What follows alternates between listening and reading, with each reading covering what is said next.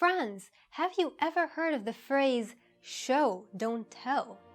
You may have heard of it but never figured out what it meant. But this lies at the crux of the descriptive writing. That is one of the essay choices that you get in section 2 of paper 1.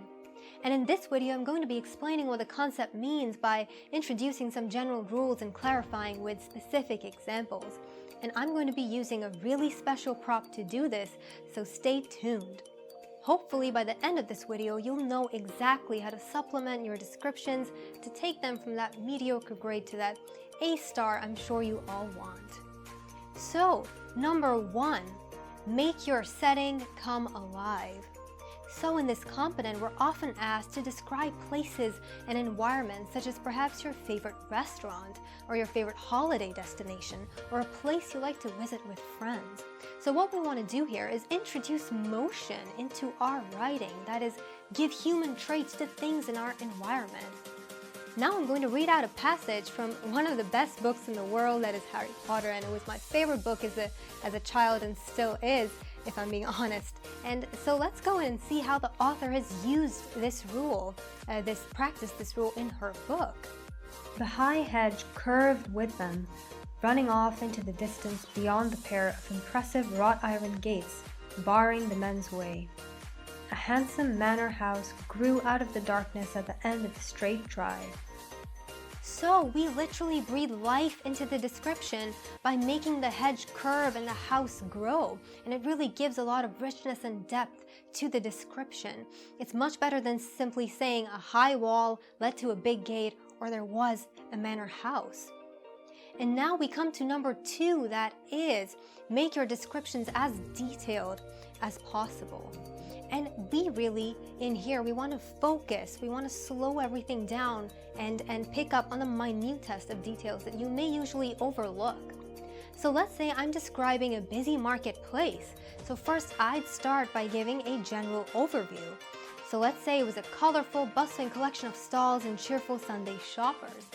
And then I'd like to get more specific, perhaps talk about the burning sun or the humidity or the damp, cooling breeze. And then focus on another element that you can see, perhaps a fruit stall that is with crates piled high with shining apples and mouth-watering peaches. But what are you missing here? You're missing the people. Your descriptions always need to talk about the people that you can see around you.